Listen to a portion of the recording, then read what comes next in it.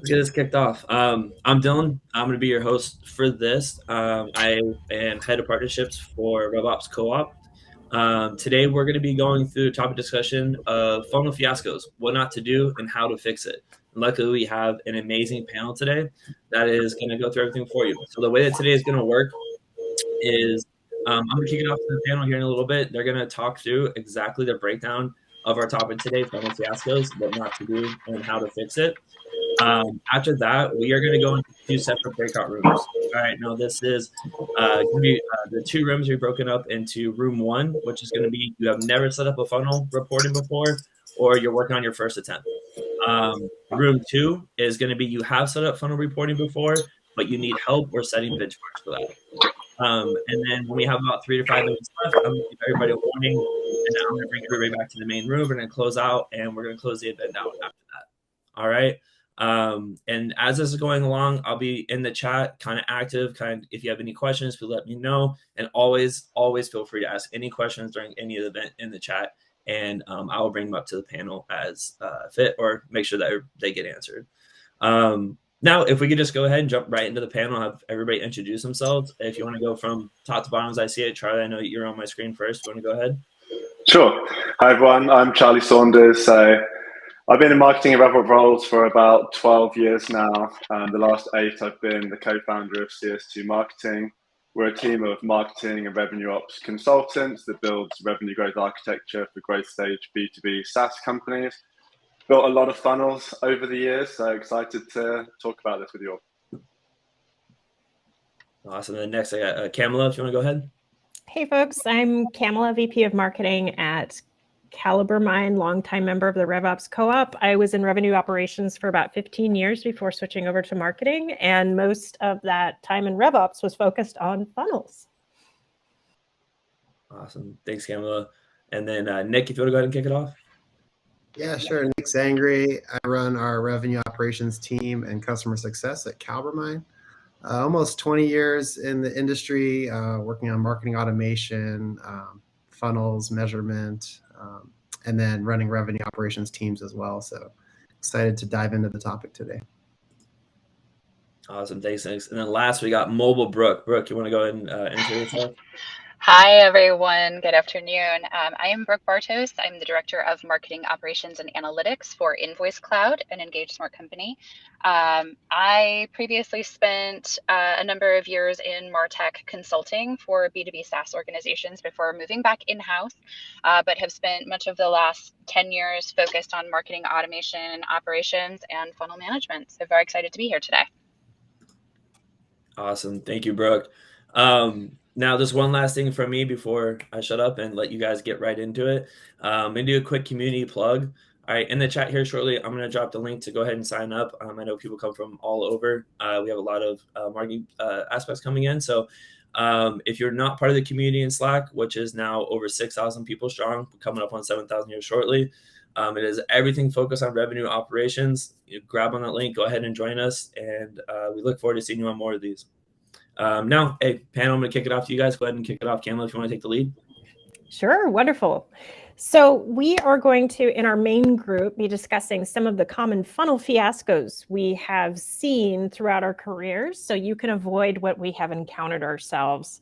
So in a recent survey that CaliberMind ran and the RevOps Co-op participated in, we saw that the primary function of funnels was trying to find more efficiency in cross-functional handoffs and the sales process itself. So as I open this discussion up, I would be remiss if I didn't start us off with what is the importance of cross-functional alignment and what points should we do cross-checks across teams, marketing, sales, and maybe even CS. I'm going to open the floor. Whoever wants to speak first can. Happy to jump in. So I think if you think about a funnel, it's in a lot of cases, it's including multiple teams, right? You've got the marketing team, the sales team, customer success for upsell, sometimes even product teams, if you're talking about a product-led funnel. So alignment on the stages, what you're trying to get out of even tracking the funnel, like what are you trying to improve and what are the different handoffs that you're trying to look at and operationalize and try and improve, if you don't have alignment between those teams, then you're all kind of singing from different hymn sheets, and you're just not really knowing. You haven't really got a good starting point. So whenever we work on a project like this, the first thing you do is try and get alignment, because all the stuff you build after that, all of the reporting that you build, if everyone is thinking about this differently, it's kind of useless, right? If no one else is really, if the whole team isn't really understanding exactly the purpose and how you want to build this and how you're thinking about it. So Charlie, that was a really good summary. Anybody want to weigh in on the consequences of not getting aligned? Have we seen the fallout that's caused by misalignment?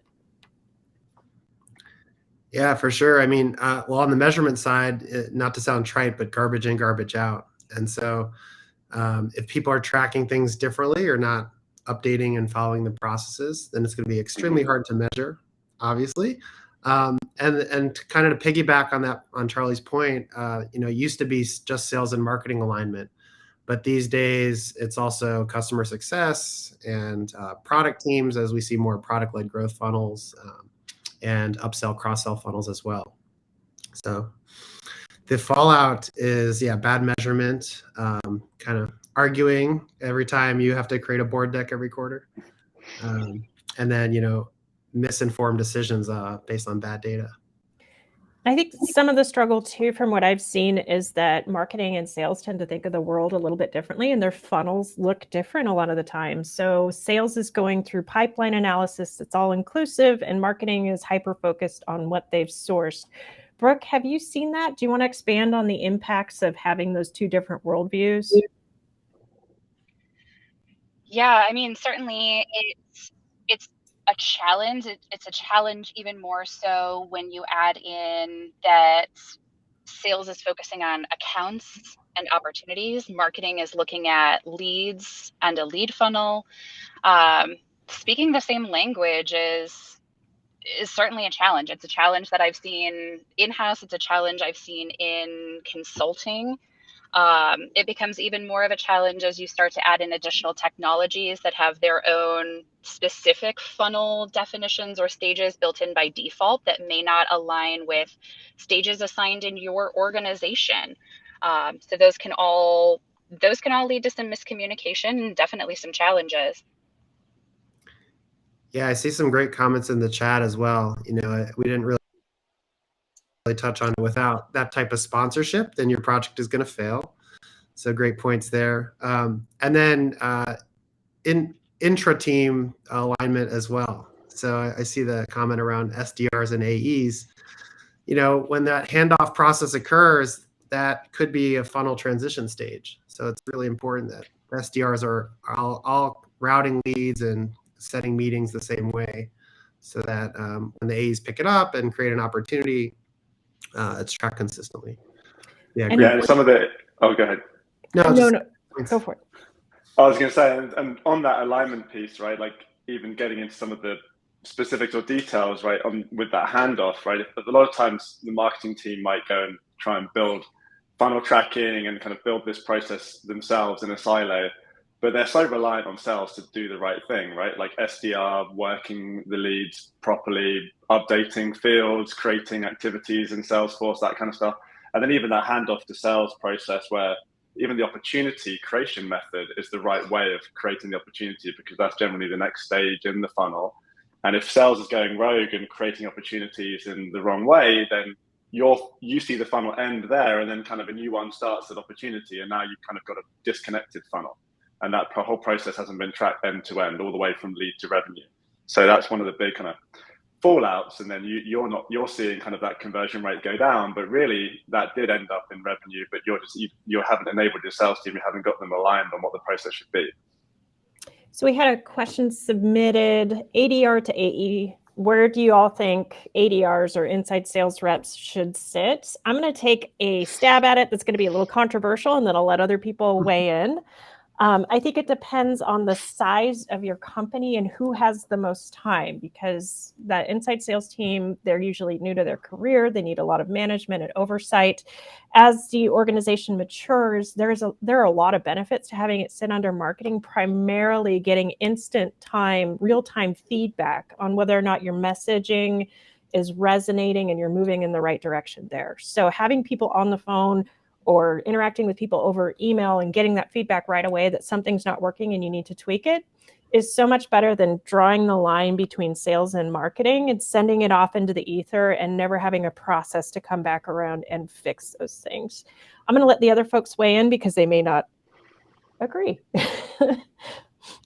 No, I think that's a great take, Camela. And I think to your point, it really depends on the size of the organization. If you're going to have somebody in marketing overseeing that, they've got to be able to have not only the skill set to be able to do that, but also the bandwidth. And a small, scrappy team typically doesn't have that. And unless you have a truly strong, well-trained SDR leader there, you're going to struggle. I've certainly seen it both ways. I've seen it be successful both ways. So I think there's certainly a lot more to your organization, your organization's communication style, and the executive structure for how sales and marketing function that really determine where that person should be best seated. Yeah, likewise, I've seen it be successful both ways. And I'm a consultant, so of course I'm always going to say it depends. Because it just does depend on so many things. And I think it's a similar conversation with RevOps. Like, should marketing ops be under RevOps, like within an actual kind of organizational hierarchy? And I would say probably what's more important is just that alignment. And then the people right at the top, the true executive alignment is in the right place. And then that kind of falls down to the teams below and creates alignment, whether they're reporting to each other or not, right? A lot of times, SDRs don't have to report to marketing, but they end up working with them so much. There's kind of the very strong dotted line to marketing, and it works great, or kind of vice versa. So I think having a culture of alignment is kind of the ultimate goal. And then the actual reporting structure just depends on so many factors, like Brooke talked about. Like, has the marketing leadership ever had SDRs report to them? Because maybe if they haven't, maybe that isn't the best fit. Or is it something they're really going to dedicate time into kind of building out that skill set and understanding that org beyond just their marketing team? So we had another question. Should SDRs create opportunities or limit that to AEs? Got an opinion on this one, but I'll let someone else go. Yeah, I mean, it depends on the way you're defining an opportunity as well. Seeing this rise of these stage 0 opportunities lately, just that can happen kind of early funnel, and whether they're not counted necessarily as pipeline, but it does, enable us and to have an object and a place to go to collaborate around a deal. Right. Versus kind of it goes in the black box, and then you kind of have a dark top of your funnel if you're not creating ops early enough. Yeah, it's interesting. I agree with Kevin. You create the opportunity at stage 0 with maybe a 5% probability, and then you stamp your stages. So once you get to stage 1 and your qualification stage, if you're creating an opportunity, and it's much easier to calculate a conversion rate from that meeting set to qualification. If you're using different objects, it gets much stickier if you're trying to put everything in Salesforce. So definitely agree. Yeah, I agree. I think I like stage 0 ops kind of for that reason, like getting everyone kind of focused on this is now the specific record that we're looking at to like progress the funnel. But then, yeah, obviously it's not really being included in the forecast until it hits like a true pipeline stage, which could be stage 1, stage 2, whatever, depending on the company. But I think the difficulty though is if you have like a very high volume SDR organization and they're creating a lot of stage 0 ops, either way, I mean, if they're just creating a lot of meetings or like qualified leads or something, there's going to be like a data issue that you're going to have some governance over, right? Because either way, you're going to end up with either a lot of ops or a lot of leads or a lot of meetings that just kind of end up going nowhere. So that's going to be kind of, it doesn't matter what object that you use in that respect, but I still think there's a strong argument. It creates more challenges if you don't have a process to close these and, right. some hygiene processes afterwards. You're just going to end up with all these garbage ops. So definitely don't implement the stage 0 without a deprecation process and management reports and leadership that understands the process and will reinforce it. Totally agree. So Brooke, Besides Salesforce, what are your top 5 go-to-market tools, integrations, add-ons to build a killer funnel? I'm letting you start with this since CaliberMind has its own funnel product, and I don't want to make this an advertisement.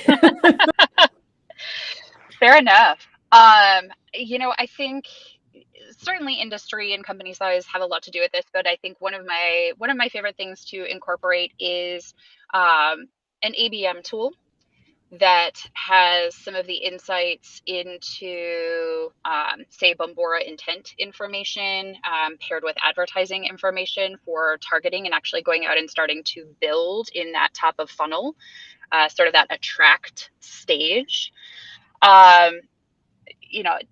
Absolutely a marketing automation system needs to be a piece of that, right? Nurturing your leads, progressing them through a funnel, being able to layer in those communications. I think the next thing comes down to content. What are you doing with your content? How are you promoting it, and how are you getting it out there? So if you have something maybe like Path Factory, Uberflip, some sort of a content hub, or somewhere that your content is structured where you can craft those personalized and tailored journeys, I think really gives you an opportunity to build on what you've started with your attraction phase. And then what are you empowering your SDR and sales teams with? So do you have things like an outreach or sales loft? How are they using that to communicate? And then a new favorite that we've recently implemented would be some sort of a content location for sales focused content, whether that's a seismic, high spot, something like that, where they can send out those really late stage content,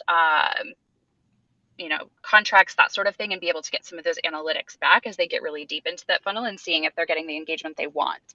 So I would say those are probably my 5 top tools as you kind of progress through. What about you guys? So I'm quite tool agnostic, but I think one way that I'll approach this question is very specific around how to actually track the funnel. And specifically within Salesforce, obviously I think we've kind of touched on it already, but some of the biggest challenges for a non-account funnel, so like a lead funnel, lead to revenue type funnel, where you're going from engage to MQL to meeting to opportunity to pipeline to revenue, is that you're just traversing so many different Salesforce objects, going from lead and contact and opportunity. And it just, that is just a very hard kind of data structure and data model to be able to report on that full journey. And a lot of people over the last decade have tried to build their tracking using, date timestamps for stages that live on the lead and the contact. The difficulty with that is now you've got to create a report for both leads and contacts, and then it's very difficult to get kind of full conversion rate analytics out of that. So a lot of companies these days, unless they're using a tool like CaliberMind, where you're doing your reporting outside of Salesforce, is building a reporting and a tracking method that's tracking on either a custom object or the campaign member in Salesforce. So you're separating your funnel tracking data from the actual lead and contact data. And then you have one report to look at because you're just reporting on that custom object. And you can get other benefits like multi-trip through the funnel reporting. Like, for example, one of the big issues with the lead and contact tracking is that every time someone gets recycled and then goes back through the funnel, you're kind of erasing their previous journey. And yes, you might have a first and last, but you're still going to be erasing the last journey. And then you have kind of data retention issues. So you would just, with the custom object tracking, you would just create a record for every progression through the funnel. Every journey through the funnel, and you can create a new one every time they start again. And it has a lot of kind of reporting capabilities. And there's tools that do that, like a kind of a full circle insights does that.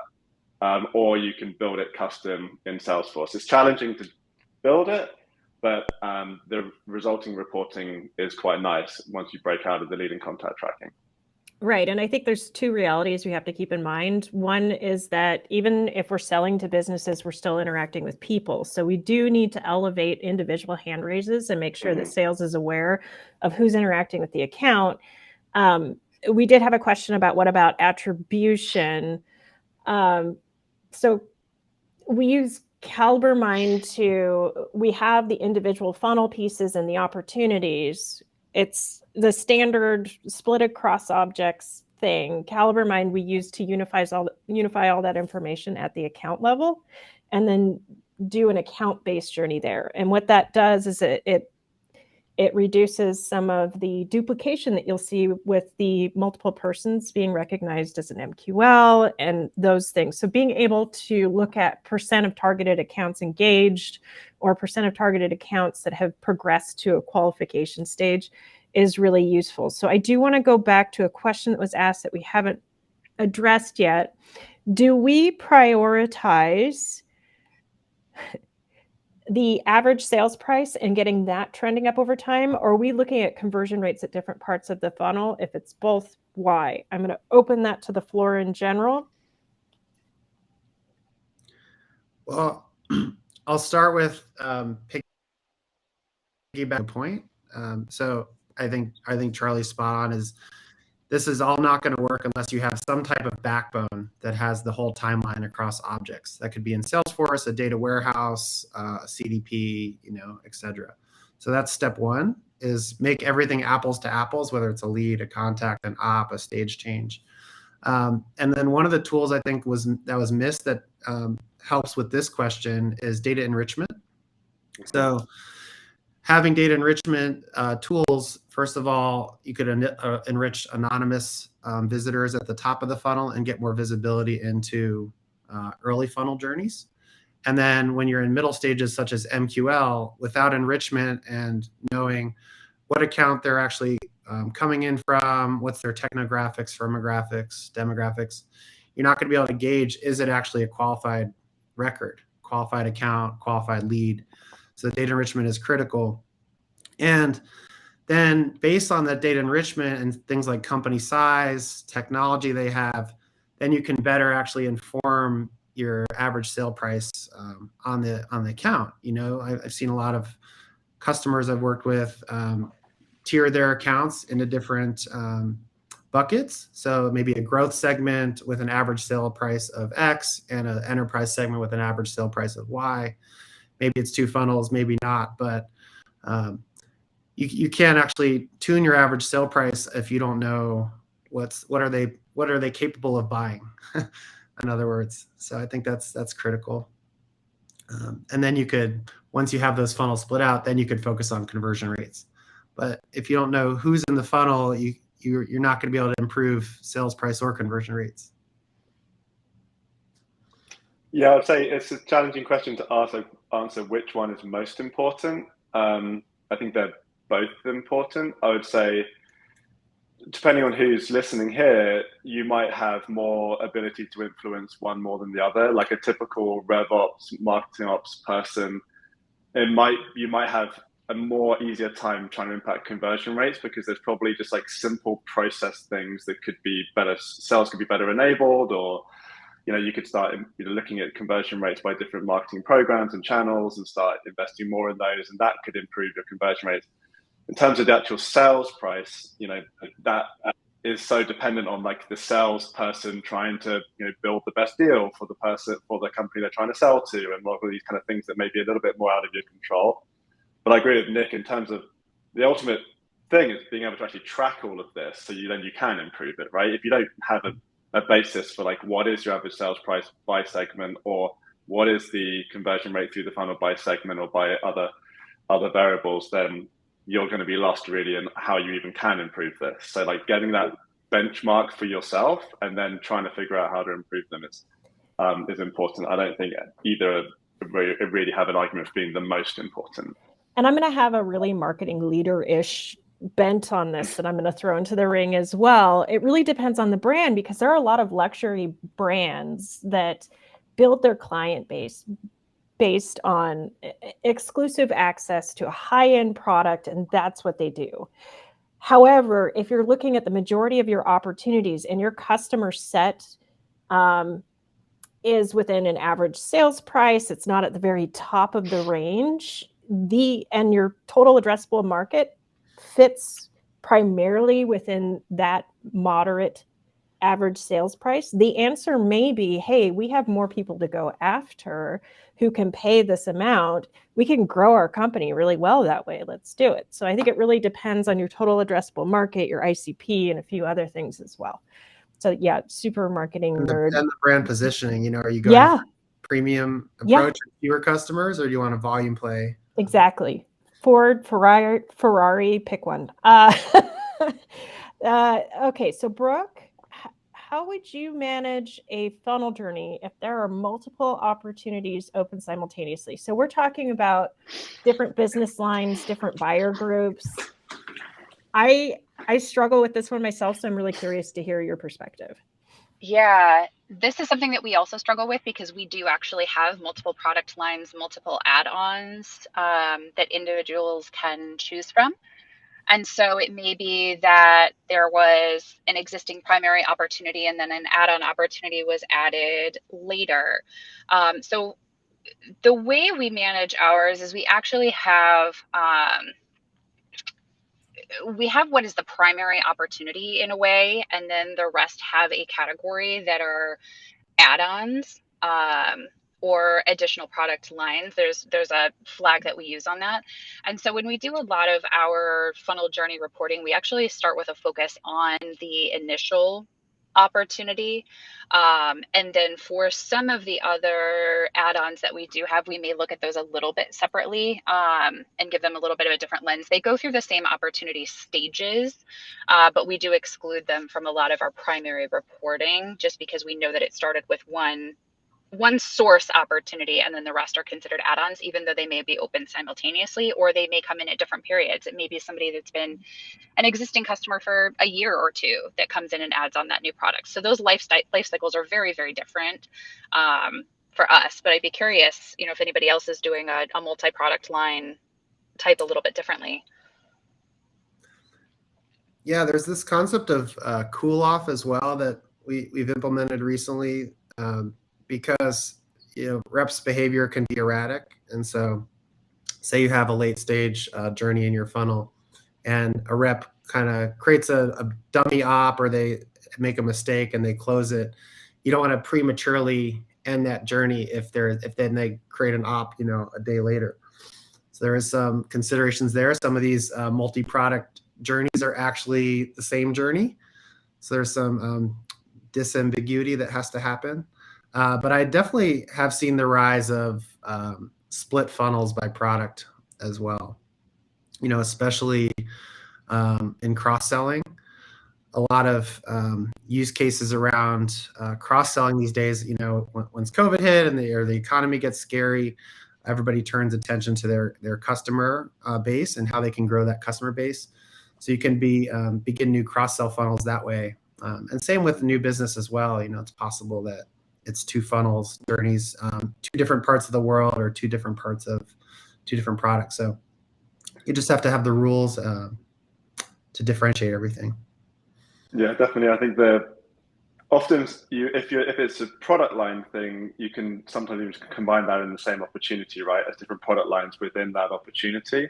Not always, but obviously it depends on multiple factors. And then the other reason often you'd have multiple opportunities in one account is there's either like certain business units within that account that can buy the same product at the same time, but in two different buying cycles and two different buying motions because they're going to be two separate implementations.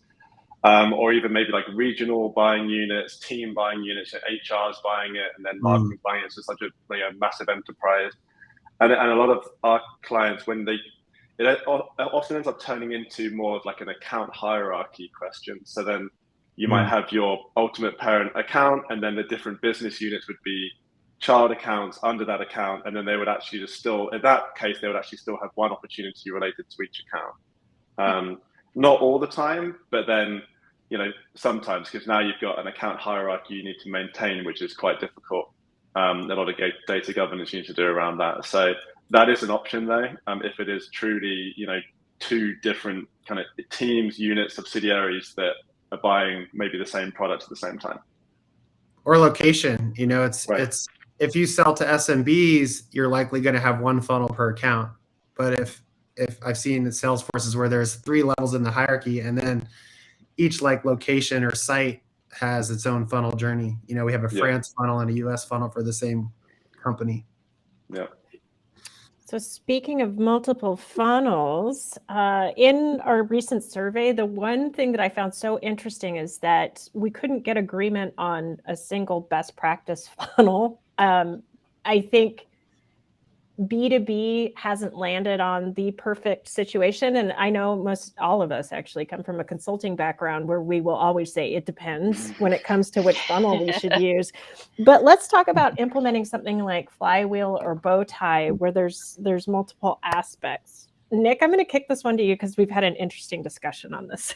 Oh, I'm smiling because I have a LinkedIn post from Zangre this morning saying what's next. He has like 4 different funnels and the evolution.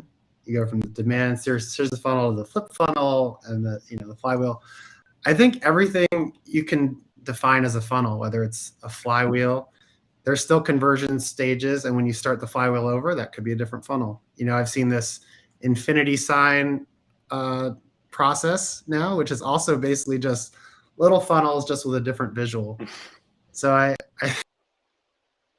can be and then Dave Lewis has this concept of demand gen factory as well. So it's less of a funnel where you want to put a bunch of stuff in the top, and these days there's a lot more personal touch and gently moving people along the process versus like dumping them in the top. So funnel can be a crude way of looking at it, but I don't think anything beats the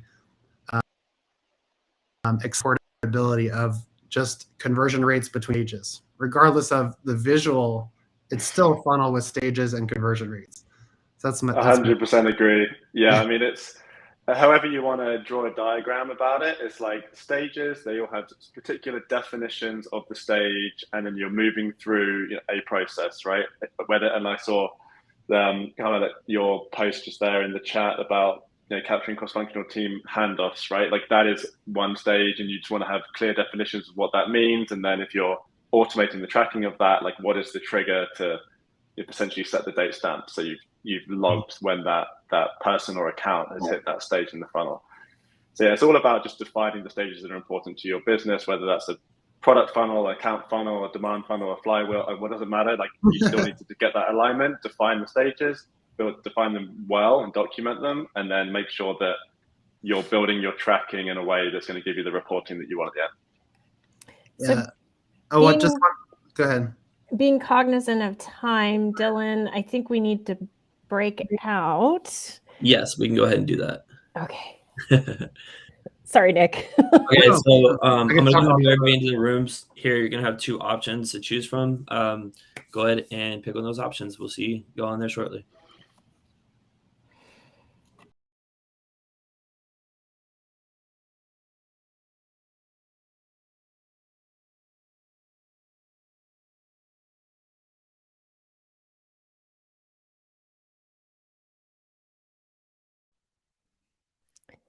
Fantastic. So I want to open it up to anybody who has specific questions. I'm so happy Charlie is here with me because he is definitely the consulting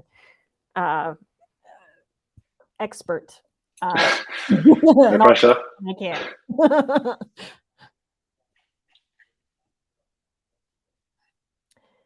So, Charlie, I'm going to lob a softball your way. Okay. Ways you've seen funnels break.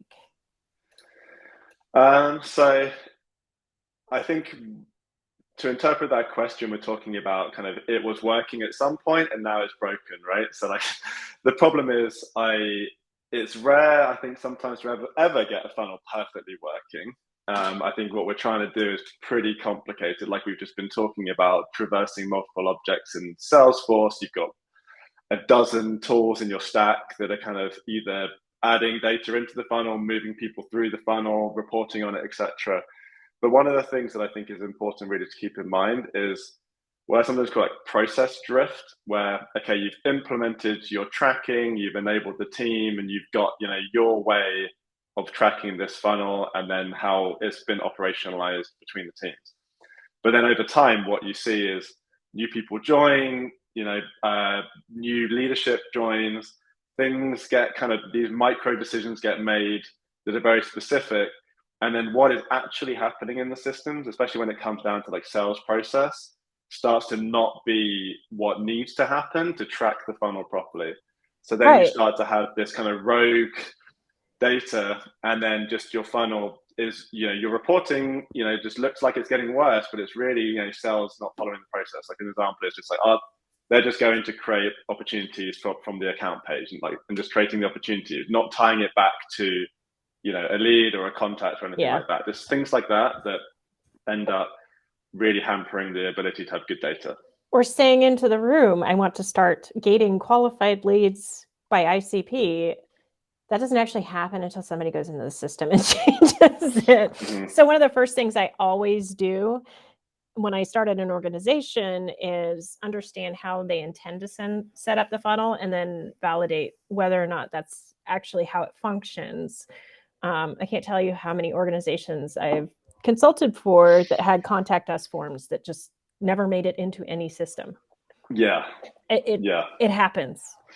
It happens. So do we have any questions from the floor that are more specific to your organization? It's like free consulting. I see Kevin's comment in there, and definitely, trying to lock down the ways that you can create opportunities, right? There's a lot of ways that you can have validation to ensure that sales are doing the right thing. You're never going to catch everything, and there's always something. So I think having a mindset that you've documented how everything should work. So when new marketing and sales and customer success people join, they have a good understanding of how everything's been set up so they can adopt, what they need to do. And then 2, you're regularly monitoring the data to catch these things. And that's why having what we call an optimization dashboard for your funnel is so important, because you're tracking all of the trends over time for all of the stage progressions and things like that. So you can catch some of these issues where really it's not that, your marketing's got worse, that your conversion rate's gone down. It's just the process isn't being followed anymore. Mm-hmm. So I have a question that, how do people kind of like reconcile if you're going from the contact lead model to the account model, and decide like, okay, it's going to be the first person as the primary contact, and that's going to be the attribution and like source data and, UTM parameters, or is it going to be like this some complicated like weighted algorithm to say, it's not necessarily the first person, but it could be the primary decision maker, but we're going to weight them differently because there's like 20 people part of the deal. So really quickly, there is risk with just focusing on the first person to do something or the person that wins out. Mm-hmm. If I think a way I prefer to set it up and have seen it done is looking across the entire account and just benchmarking the furthest stage, regardless of the person or individual that's doing it. So that way, if you have multiple opportunities running and the salesperson accidentally created a duplicate, we're still looking at the thing that's still moving. So we're not closing out that journey prematurely. And then we're not having as much dependence on sales doing data entry the right way. So I think one of the things I struggled with, and I'm going to call out Full Circle specifically, is that if we moved away from that primary person who was originally flagged as qualified, the journey was no longer tracked and we lost that attribution. So that's my 2 cents. Charlie, I'll let you weigh in. Yeah, I think one of the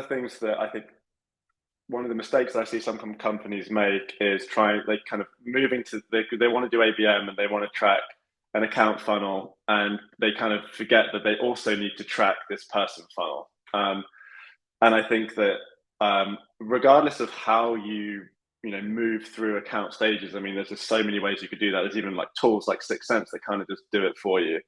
And you still need both, and there's going to be kind of interdependencies in the ways that they kind of relate to each other. Like, there is the option that you could, whoever the individual that is progressed furthest through the funnel kind of pushes the funnel forward, or some kind of like algorithm or formula to say, look at all of the contacts under the account and then look at their engagement, and then that means that they're an MQA or however you want to handle it.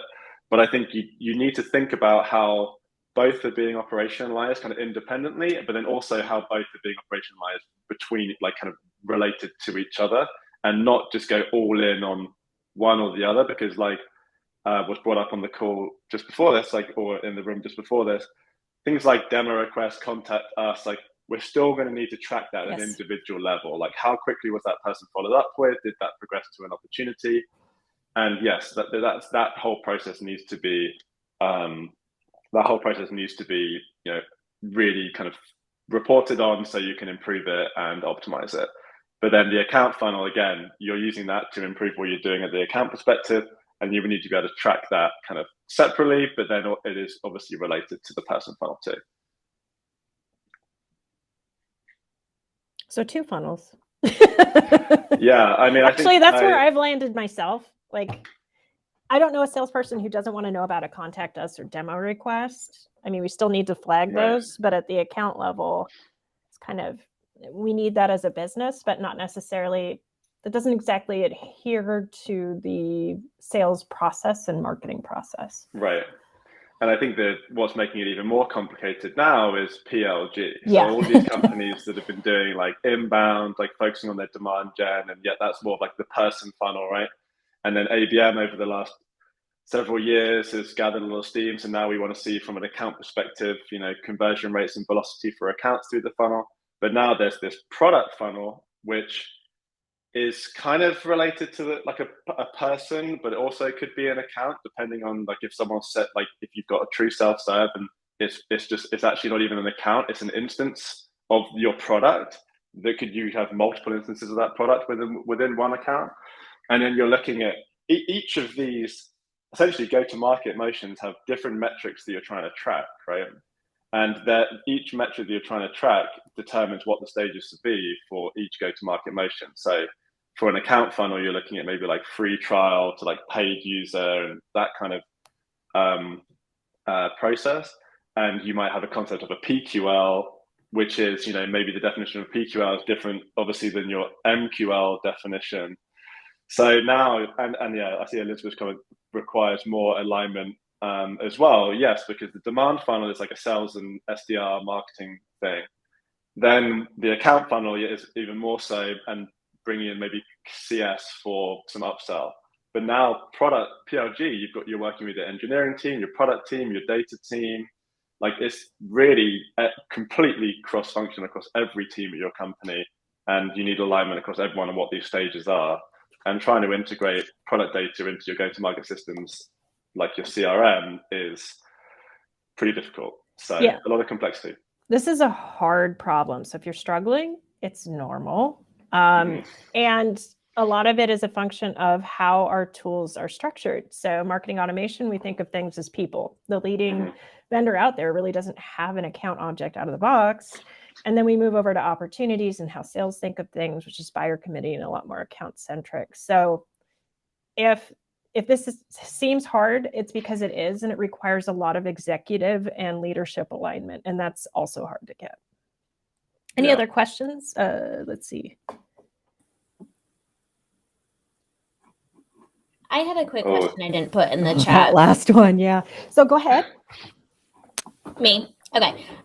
So I am in consulting as well. And one of the clients that I'm working with has 2 different business segments working out of one Salesforce org. And we are in the process of revamping their sales process. We've implemented a meeting record type and a pipeline record type at the opportunity to essentially capture that stage 0. My question is, we're not determining what product or business will be at that opportunity until the pipeline stage, but there is possibility that both sides could be tied to one opportunity, meaning they have like a research product and then they also have a software product. So how should we separate this sales process, or have you seen it work where you're capturing 2 totally different businesses within one? And the sales teams are different for each product. That's what complicates it, right? Because if it was a similar process, similar people assigned, that would be pretty cut and dry. But because you have 2 different teams working on it, how do they coordinate? They're both very small, so there is conversation between both. They have right now an SDR and an AE for one side of the business, and then they have these roles as researchers on the other side that essentially take it from lead to op. So they kind of run the full funnel. But again, there is that possibility. I don't know how common it is that there's overlap with purchase of both products. But it does happen. So it's something we definitely want to account for. So is the question how you track that and how you would report on? I guess just best practices, like if anyone has experienced that, and I guess again, do we need the 2 sales processes, or is it something that we can kind of really streamline one and then somehow segment out later in the pipeline of that opportunity? One quick question. You guys, are you using product lines or indicators on the opportunity itself to differentiate the products? Both. We're going to have 2 different price books, and then also there would be an indicator like a type or a legal entity field on the opportunity. In terms of having 2 different sales processes, I think it depends on if you need it or not, right? I don't know kind of the intricacies of how the sales teams kind of work their opportunities or set up meetings and work with their SDRs. But if they are completely different motions, then maybe you do need different stages for each different type. I think the challenge is always, when do you know what type of opportunity it's going to be? Right. So like, and how early do you know that, right? So like if you're able to identify that based on kind of like, you have for example, like a demo request form, and it has like the two different forms, or if you even say which product you're interested in. So like that early on, you can tell like this is a funnel for this product line and this is the funnel for the different one. Then yes, you can kind of tag it differently and make sure they go through a different funnel and different stage process. But if you're only going to know once the salesperson's like really created the opportunity and spoken to them, then you kind of already skipped over a lot of stages, and that process probably would need to be somewhat similar between the 2, because you never know which process to put them through. Right. But then you can branch at that point once you actually have the data.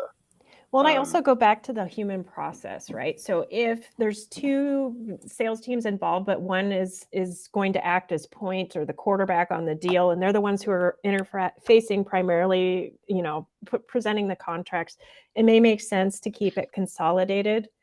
I always fall back to human process. So really digging into how they manage the deal, I think is super critical, because you can always layer in product reporting later to look backwards. So yeah, human process. And trying to keep it simple at first, right? Like try and keep things the same, unless there's like a real strong reason that you need them different. So what expert tips do you have for establishing the right balance between necessary detail and simplicity, and just as importantly, leaving the model alone so proper trending can be identified? I really like that question. So I think I just said about keeping things simple. I definitely am a strong believer in trying to start off simple and then layering complexity like in a need to have basis, and really thinking about what is the reporting going to look like at the end. Like, what do we actually need to improve our business based on like the specific conversion rates? Like I often see companies getting like, they want to get super granular in like that sales process when like before an opportunity is created, like, okay, we're reaching out, now we're connected, now we're speaking, now they're in, and you want to have a stage for each of those. But like, really, could you just report on that using a different method, like a events report in Salesforce? Or are you really going to look at those conversion rates for each of those stages? And now you've got to have automation to track between those stages, sales enablement to make sure they're updating, the status or sub-status of the lead or contact for every single kind of progression. So I think keeping things simple is really important. And then the question around leaving the model alone. So we see this a ton. Like all of our clients, we work on retain us, and we've been working with them for lots of years, and seeing like a lot of CMOs and CROs come in and out, and every person wants to come in and create the new funnel. But the difficulty is, and I hate this answer, is that every time you create new stages or a new funnel, like, and a new process and new definitions, a lot of the old data that you've been accumulating over the year or however long you've had the previous one is, I don't want to say useless, but if there's enough different, doing that data adjustment for past data is going to be really hard to match that to your new process if there's a lot of difference. So I guess it can be, go ahead. And I guess I'm spoiled because we can have multiple funnels running at once and then create one and have it backfill the historic data. So we have that comparison. So I think it depends on how you structure it, whether or not you're willing to do the backfill, and you know, if you have a tool that allows you to do multiple funnels, that's a great way to demonstrate to the new leader, like, this is how we've done it historically. These are the transfer points between teams we're tracking. Here's why we prioritized it this way. And a lot of times when I talk to them about that, they're like, well, I just really want to name this stage a different thing, but it's the same thing. And then everyone wins. Yeah, I think it gets tough when they want to maybe introduce a stage or a definition of a stage that, like, they literally, there's nothing in sales, there's nothing in the data that you can really identify that they've either hit that stage or not in the past. So then you're kind of stuck because you're like, okay, well, how do I do that data adjustment to show you kind of this historic data? So it's always a risk if you're kind of updating things, because the year over year reporting can just be affected. But maybe I need to dig more into CaliberMind and see the functionality there. That's interesting. Let's see here. So keeping it simple, we actually just pared down our model for that exact reason. So really evaluating and being honest about which stages are meaningful and bring value. So we wanted to see how many leads were being accepted from marketing and then how many were converting. Well, we didn't really need that middle stage, and the process really wasn't being followed anyway. So we ended up stripping it out and then looking at a different conversion point. So being realistic about what people will do versus what you want them to do as well. So unless you're really rigorous about forcing them to create an opportunity from the contact and policing opportunity contact roles, you can't be too dependent on that if you're not policing it, because it's not going to happen. And you also have to think about how much time that takes away from selling. So there's a balance always. Let's see, we're almost at time. Do we have any other questions out there?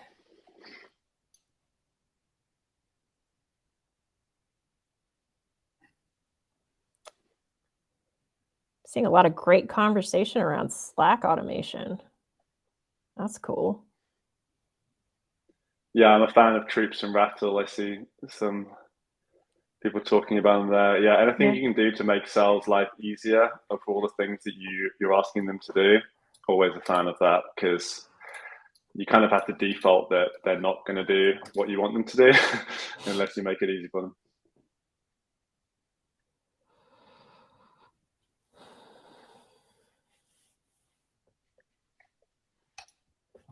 See, pausing for a moment. So we talked about how our systems are kind of structured to make this difficult, when it makes sense to bring a data warehouse or external tool in place, why we need multiple funnels. I think we've hit a lot of the topics. I'm impressed because this is such a huge, it's a huge problem. So thanks, everybody. Really appreciated your participation. Some great feedback, some new ideas when it comes to Slack. And thank you, Charlie, CS2 Marketing, for being here and helping chip in when it comes to those answers. Yeah, happy to be here. Thanks for inviting me.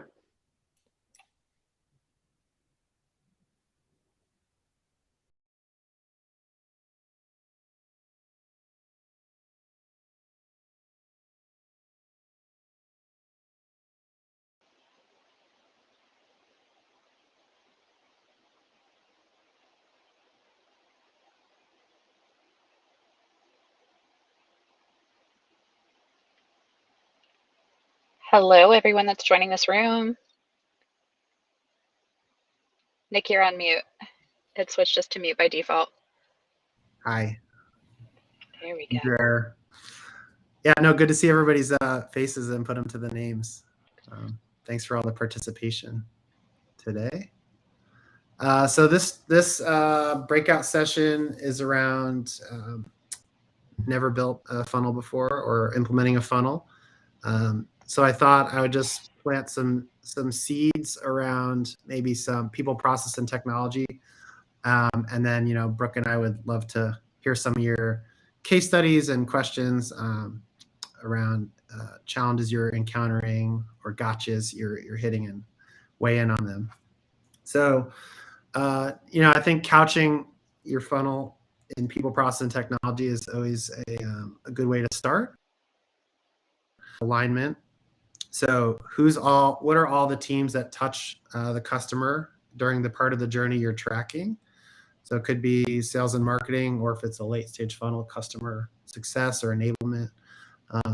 And then someone made a point of the executive leadership. So we could talk, if you have alignment challenges, we might have some ideas and tricks we've used in the past to get all the executives nodding their head in the same direction. The process piece is also key, obviously. So process means many things. It means, one, how are you going to update your record in Salesforce? If you're a seller, if you're a marketer, how are you getting people to buy in and believe what you're calling a marketing qualified lead or account? And can you defend it? Is there methodology behind it? And then as far as the technology, you can go basic and start a funnel even in Google Sheets or Excel. Move up the chain to Salesforce. Marketo has tools to do it. And then there's more sophisticated ways, data warehouses, CaliberMind, or I think some people are talking about Domo. So I think by triangulating those three things, people, process, and technology is how you start.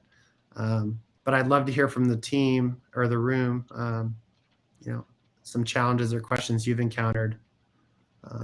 Happy to give our best crack at some tips.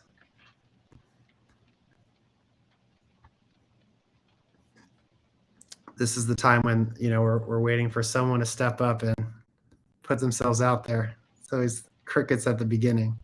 And feel free to come off mute. You don't have to wait and type anything in the chat box either.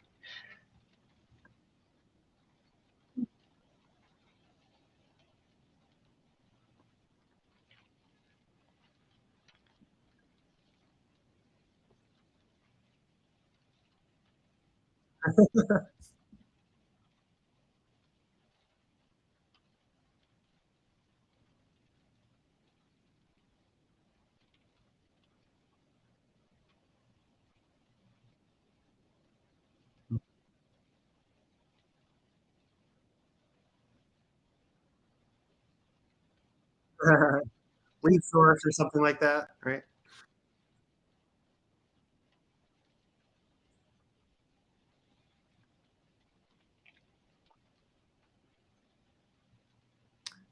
Yeah, great.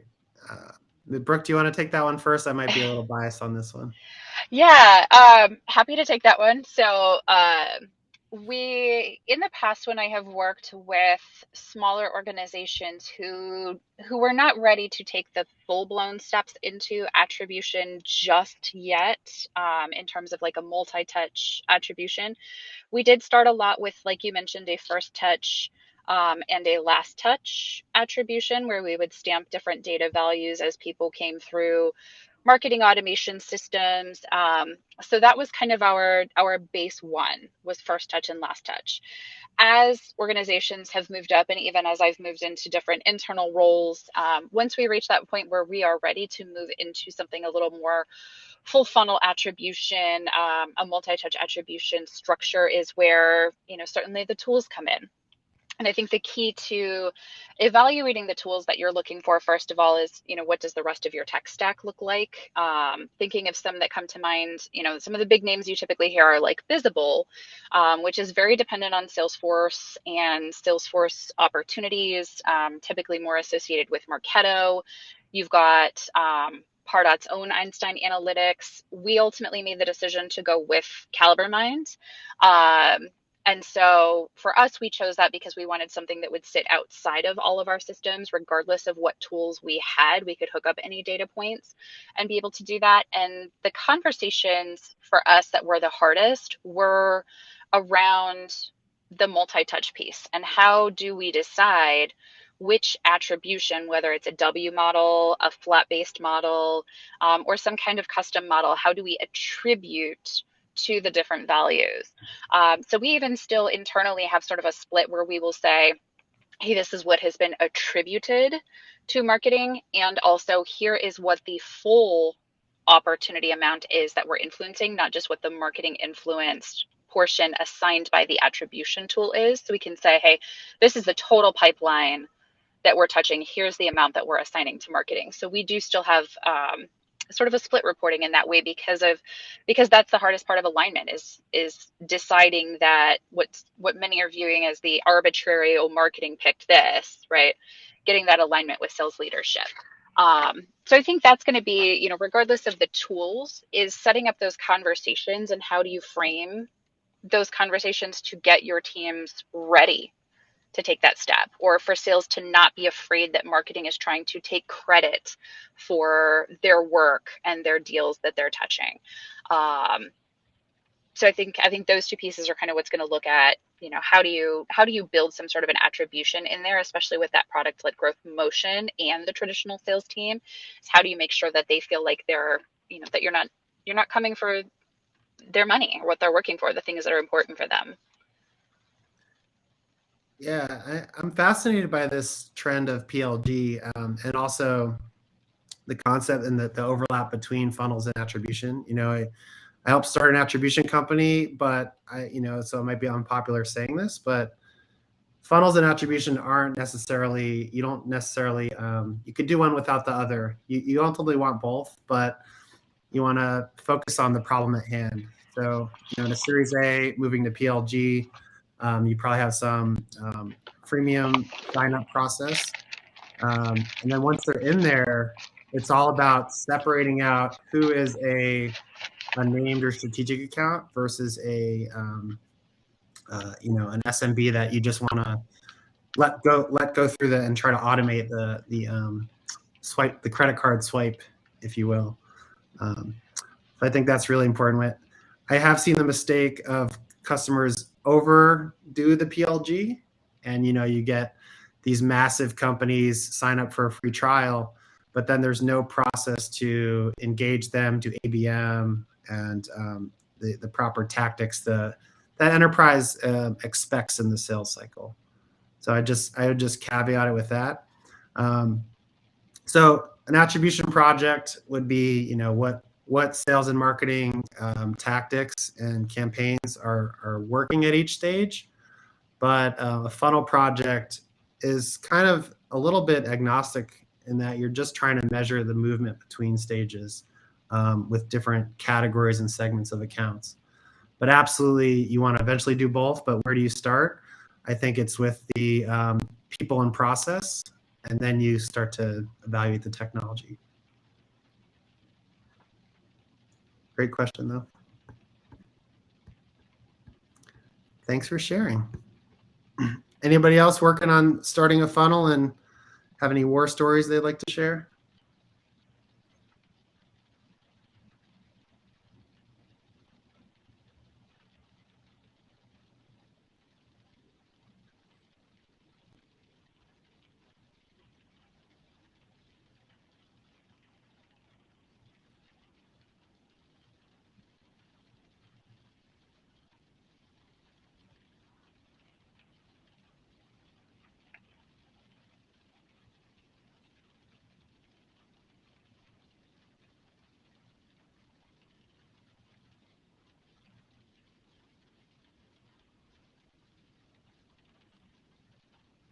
Hmm.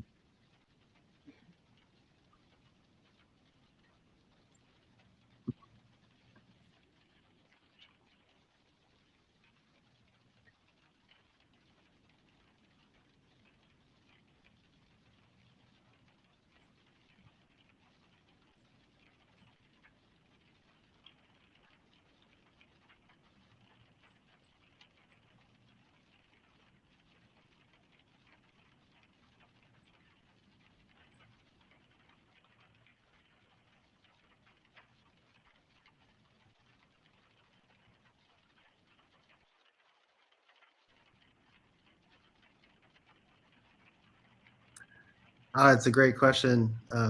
Brooke, do you have a take on this? You want to start? Yeah, it is a great question. That is one thing. Our organization now, we have a weekly meeting with our SDR and marketing teams. We also have a weekly meeting with our CSMs because it does provide that immediate feedback.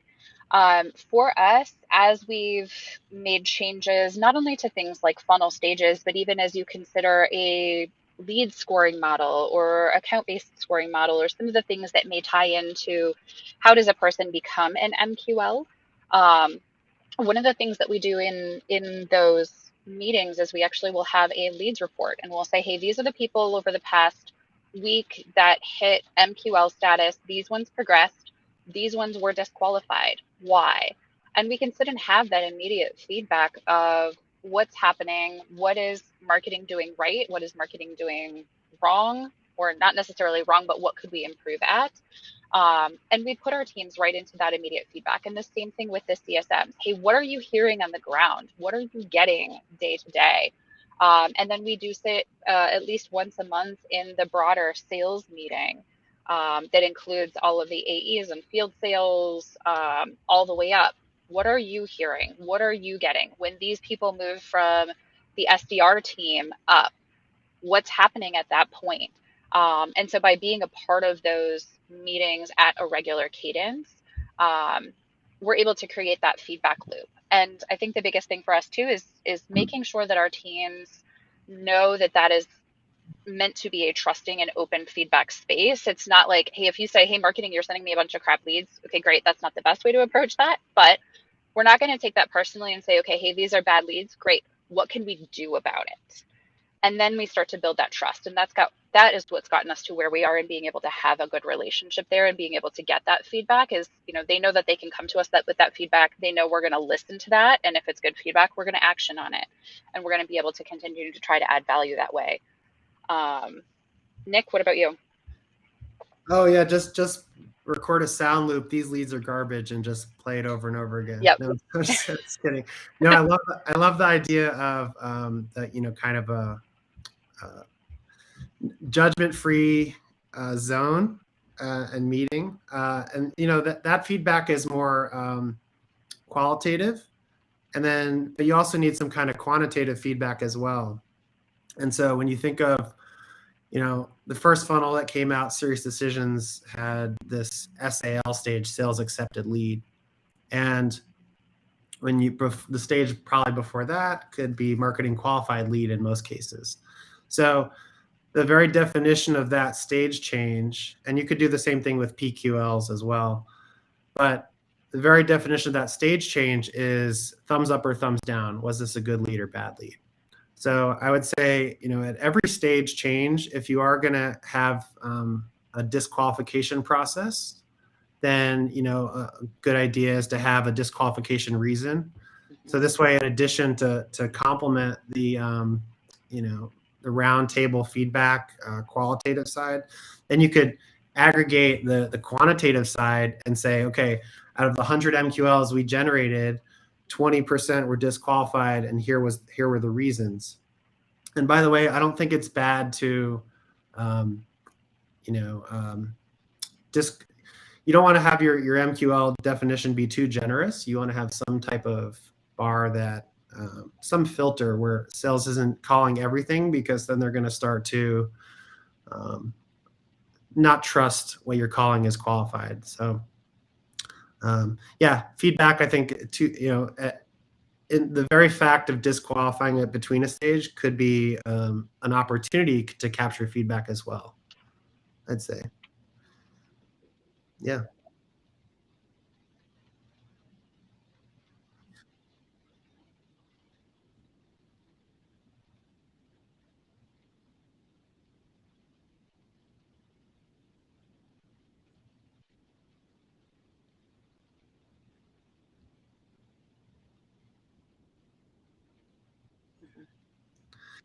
Yeah, no, and you've seen these diagrams probably where, 20 years ago the sales process was 80% talking to people, and then 20% online. It's like flipped. So people want to do 80% online now and do the. So I think that's really driven this rise of product-led growth. But I think the mistake a lot of companies I've seen implementing PLG is they go all in without giving a process to talk to a person as well. Some people still like to talk to sales and have a person. Maybe not ops people, but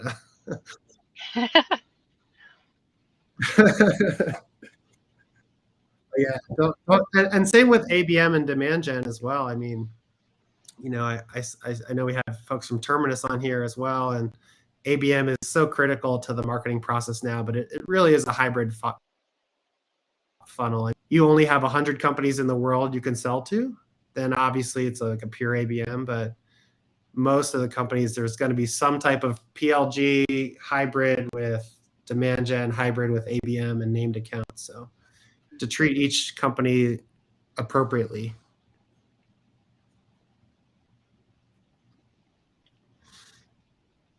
Thank you. Thanks for calling in from Prince. It's almost dinner time.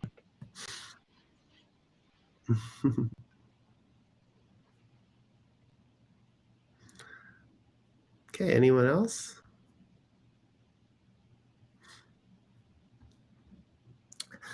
As far as getting started, maybe I can just talk about tips like the basic version of funnels before you move to something more advanced. Is make sure that the system, your CRM, has all the data in it. Is kind of, it sounds obvious, but I've worked with a lot of companies that kind of suppress records in a system, whether it's a data warehouse or marketing automation, before they send them over.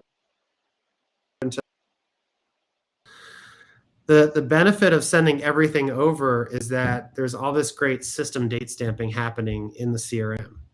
So you don't want to, people will like suppress stuff in their marketing automation because they say, oh, I don't want sales to get garbage, etc. But it's very easy just to send them over, but then filter them out from the data view, page layout, or report that sales calling off of. So same with campaign responses. Someone asked a question earlier, that was Katie, around how do you graduate from like a single touch to a multi-touch? Well, the very first step is everything that you can timestamp, create a timestamp. So if it's a campaign response, instead of, say someone clicks on an email or fills out a form, instead of just creating the lead and writing a lead source, there's a much more appropriate way to do that. It's called campaign members in Salesforce. And so every interaction that's meaningful, form submit, email click, attend a webinar, all that should all be this a timestamp, get its own campaign member. And that's the building block to that unified timeline we were talking about earlier. So I just think that's critical. It's often overlooked. It sounds really silly, but instead of different campaigns fighting for a single lead source field on a lead, get a rigorous process that your marketing ops team is every campaign response comes in as a responded campaign member. The lead source at that point almost just becomes more operational. It's not even used for reporting. Once you get really good, you're not even looking at lead source anymore. You're looking at the timeline. And so just a critical path to success, because those timelines, not only with marketing data, but then sales data too, opportunity stage changes. For example, if you move an opportunity stage from 1 and you jump to stage 3, you're going to need a process to have a stage 2 in there as well to make that timeline consistent. So just think about, unifying everything on a timeline, and that's going to become the atomic unit for all your reporting. 100% on the one-to-one between systems. Amen. Thanks, everyone. Back, everybody. I'm going to get the rest of the panel on stage here in a second, and we will go ahead and close this out.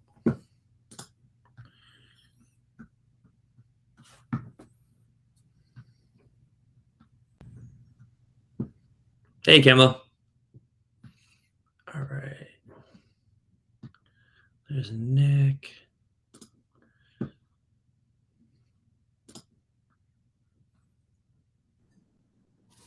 All right.